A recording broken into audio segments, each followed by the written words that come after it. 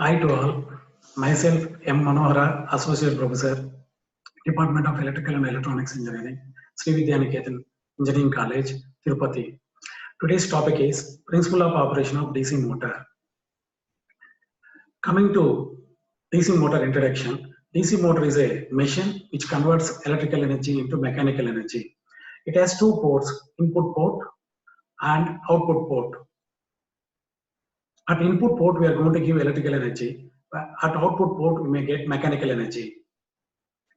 There is no basic difference between DC motor and DC generator as per constructional details. In fact, the same DC machine can be used interchangeably as a generator or as a motor. There are three types of DC motors. One is DC shunt motor, second one is DC series motor, third one is DC compound motor. Coming to working principle, DC motor actually is based on the principle that when current carrying conductor is placed in the magnetic field, it experiences force. This force F equal to BAL Newton, where B is the flux density in Webers per meter square, I is the current flowing through the conductor in amperes, L is the length of the conductor in the magnetic field. From working principle, it is very clear that we want two important things to produce mechanical force. One is main magnetic field. This we are going to create with the help of two magnets. Two magnets, if you separate certain distance, then flux will travel from north pole to south pole.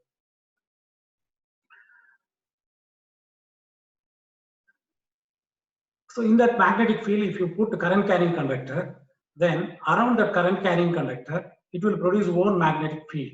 These two fields interact and net magnetic field, resultant magnetic field becomes like this as shown in figure B. So here at top of the conductor, flux density increases here. At bottom of the conductor, flux density decreases. So conductor will move from top to bottom. It will come out of magnetic field. In such a way, flux is produced.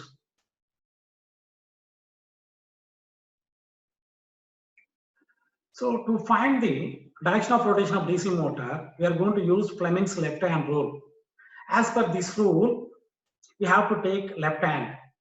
And the first three fingers, thumb, forefinger, middle finger, we have to make mutually perpendicular to each other like this. Then keep the forefinger in the direction of magnetic field. Then middle finger in the direction of current. Automatically, thumb indicates direction of force. By using this rule, we are going to find the DC motor direction of rotation. Suppose if I want to change the direction of rotation of a DC motor, it is better to change the current direction either in the field winding or armature winding, but not both. If you consider the first diagram, here current enters at terminal F1, current leaves at terminal F2 in field winding. Similarly, current enters at A2 in armature winding, current leaves at A1 at armature winding. So let us assume in this case it rotates clockwise direction. Then if I want anti-clockwise direction, I have two options. One is interchange the field terminals, otherwise interchange the armature terminals. Here I will go for interchanging the field terminals. In figure B, if you see, field terminals are interchanged. In place of terminal F1, F2 is there. In place of F2, F1 is there. In armature circuit, there is no change. So, due to change in field current, in field winding, the direction of rotation of DC motor is changed. Like that, we can make clockwise rotation into counterclockwise direction and vice versa also possible.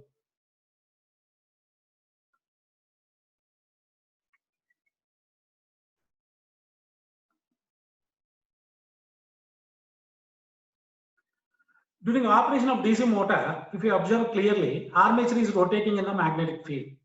So armature has armature conductors. If these conductors are rotating in the magnetic field, then an EMF is induced in it. This EMF is called back EMF. This back EMF always opposes the supply voltage as per Lenz law. If you see the circuit diagram, here V is the supply voltage.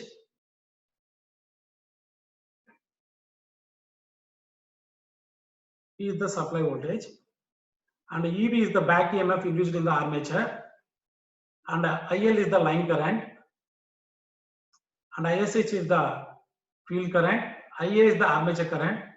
So IL is the incoming current, IA and IS is the outgoing currents. So IL equal to IA plus ISH. Then in armature circuit, there is a armature resistance RA. But in armature circuit, applied voltage is V, developed voltage is EB. The net voltage in armature circuit is V minus EB. Then, so armature current IA equal to V minus EB divided by total resistance of the armature circuit, that is RA. So IA equal to V minus EB divided by RA. So if EB changes, accordingly current also changes.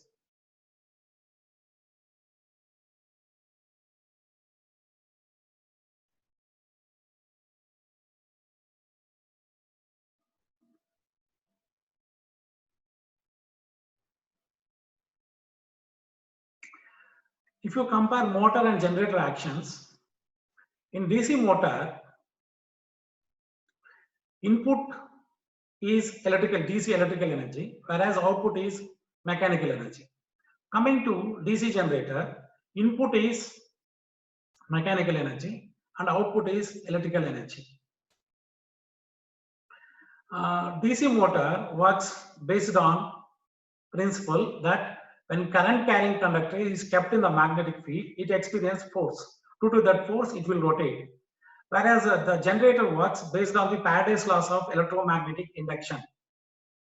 During operation of the DC motor, back EMF is produced. Whereas during operation of DC generator, magnetic drag around the armature conductors will produce. But there is no basic difference between DC generator and DC motor as per the constructional details. Thank you all. Antena. 8 minutes, sir. Antena.